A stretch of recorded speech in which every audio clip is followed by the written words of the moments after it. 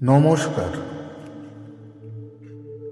স্বামীজি, এই একটি নামই আমাদের সমস্ত জ্বালা যন্ত্রণা, ডিপ্রেশন, নেগেটিভিটি কাটিয়ে দিতে পারে।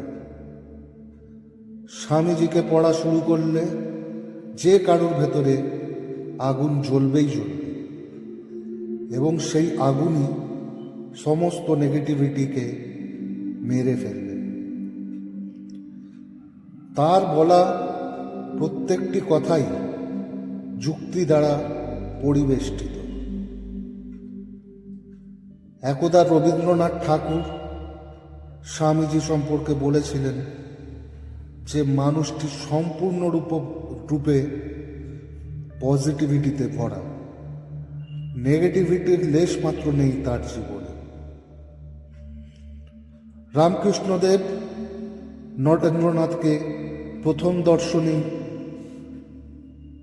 আশ্চর্যচকিত হয়েছিলেন, এবং নরেন্দ্রনাথ সেখান থেকে যাওয়ার পর উপস্থিত ভক্তকুলের কাছে এক অদ্ভুত গল্প বলেছিলেন। নরেন্দ্রনাথ চলে যাওয়ার পর রামকৃষ্ণদেবের ভাব সমাধি ঘটে।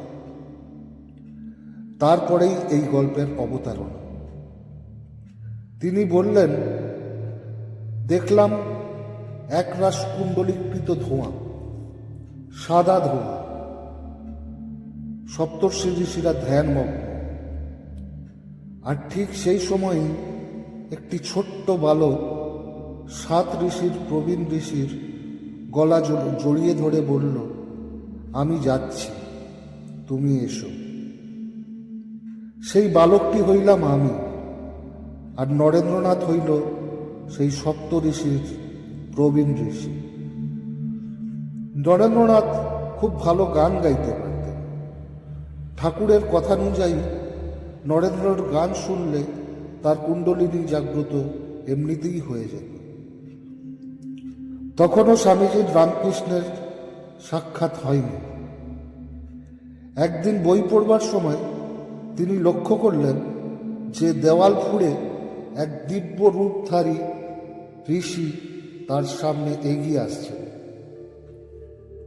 তিনি প্রথমটা কিছুটা ভীত হলেন এবং ঘর থেকে বেরিয়ে গেলেন, কিন্তু পরেক্ষণেই তার মনে হলো, এ আমি কি করছি। অতঃপর তিনি পুনরায় সেই ঘরে প্রবেশ করলেন এবং সেই সুদর্শন ঋষিকে দেখতে পেলেন। পরবর্তীকালে তিনি বলেছিলেন যে সেদিন তিনি বুদ্ধকে দেখেছিলেন। কথা প্রসঙ্গে এক্ষেত্রে একটি কথা অবশ্যই বলা দরকার, যে পড়ার সময় স্বামীজির মন কিছুতেই অন্যদিকে যেত না, কিন্তু সেদিনের ব্যতিক্রম ঘটেছিল। আর একটা মজার ঘটনা বলি।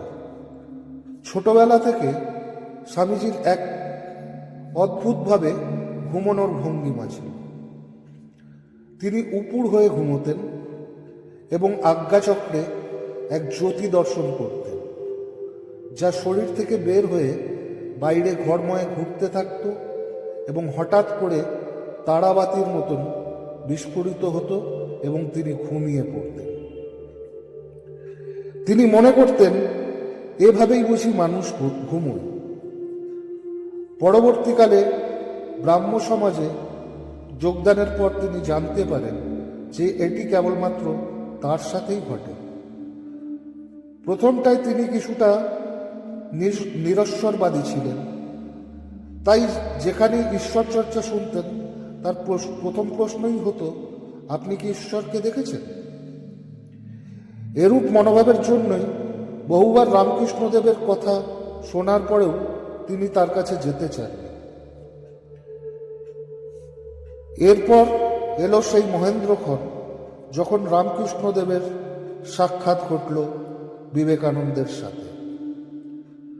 রামকৃষ্ণদেব যে ভক্তের বাড়িতেই যান না কেন, সেখানে গানের আসর বসাতেন। সেই দিন স্বামীজির বাড়ির কিছুটা তফাতে ভক্ত সুরেন্দ্রনাথের বাড়িতে রামকৃষ্ণের আগমন, এবং সেদিন যার গান গাওয়ার কথা ছিল তিনি অনুপস্থিত ছিলেন। যথারীতি ডাক পড়ল নরেন্দ্রনাথের। প্রথমে নরেন যেতে চাইল। তারপর তার কাকা রামচন্দ্র দত্ত বলল, ওরে যা, রসগোল্লা খেতে পারে। স্কটিশ চার্চে পড়ার সময় নরেন্দ্রনাথ রামকৃষ্ণদেবের কথা কেশবচন্দ্রের লেখনীতে পড়েছিলেন, এবং স্কটিশ চার্চের প্রফেসর এসটিও তাকে রামকৃষ্ণদেব সম্পর্কে বলেছিলেন। তিনি সবাই উপস্থিত হলেন এবং এক দারুণ সঙ্গীত পরিবেশন করলেন। তাতে রামকৃষ্ণদেব চমৎকৃত হইলেও উচ্ছ্বাস প্রকাশ করলেন না। ঠাকুর বললেন, তুই একবার দক্ষিণেশ্বরে আসিস। ইতিমধ্যেই নরেন্দ্রনাথের বিয়ে ঠিক হয়। সমস্ত কিছু পাকাপাকা, কিন্তু নরেন্দ্রনাথ বেঁকে বসলেন। একদিকে বিয়ের জন্য বাড়িতে চাপ, অন্যদিকে ঈশ্বর আছেন কিনা এই প্রশ্ন, যেই কারণেই তার ব্রাহ্ম সমাজে যোগ দেওয়া। এই সময়কালে তার মানসিক চিন্তাভাবনা প্রায়ই অস্থির হয়ে থাকত। কাকা রামচন্দ্র দত্ত তখন বলেন যে একবার দক্ষিণেশ্বরে জানা, মূর্তিমান ঈশ্বর সেখানে বিরাজ করছে। অতএব তিনি মনস্থির করলেন যে তিনি দক্ষিণেশ্বরে যাবেন। That was the turning point of Indian religion. Rishi Aurobindo বলেছিলেন যে স্বামীজি আর রামকৃষ্ণের সাক্ষাৎকার অনেকটা জিসাস ক্রাইস্ট আর সেন্ট পলসের মতো। জিসাস ক্রাইস্ট যখন সেন্ট পলসকে দেখেন, ঠিক তখনই তার মনে হয়েছিল এ যেন সমগ্র ইউরোপ তার পায়ের তলায় এসে পড়েছে। এক্ষেত্রেও ঠিক তাই। স্বামীজিকে দেখার পর রামকৃষ্ণদেবেরও মনে হয়েছিল যেন সমগ্র ভারতবর্ষ তার পায়ের তলায় এসে পড়েছে। জামা কাপড় অবিন্যস্ত, সমস্ত ব্যাপারটাই যেন কেবল অন্তঃসার নয়। তৎকালীন কলকাতার মতন বাবু সমাজে এতটা নিষ্ক্রিয় কি কেউ থাকতে পারে? রামকৃষ্ণদেব কিছুটা অবাকই হলেন।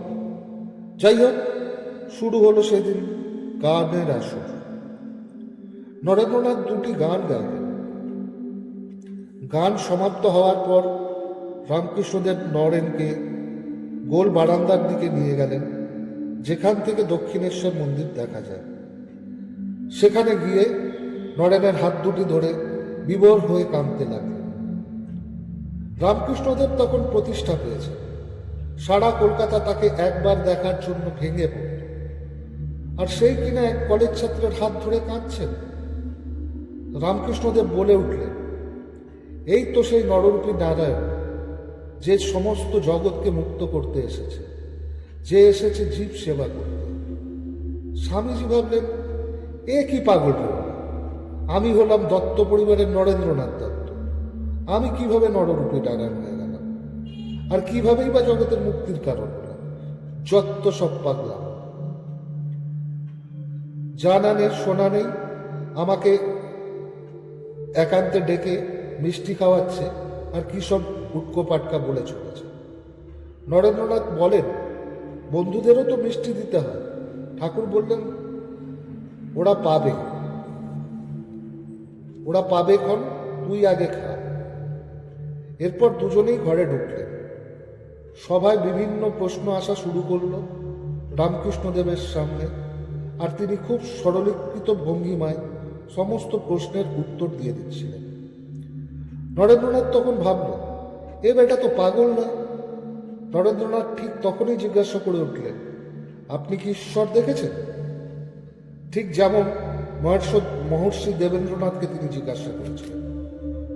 স্পষ্ট উত্তর এল, হ্যাঁ, ঠিক যেমন ভাবে তোকে দেখছি তার থেকেও পরিষ্কার ভাবে। এবং সঙ্গে আরো বললেন, চাইলে তোকেও দেখাতে পারে। শুরু হলো ভারতবর্ষের আধ্যাত্মবাদের এক নতুন অধ্যায়। নমস্কার।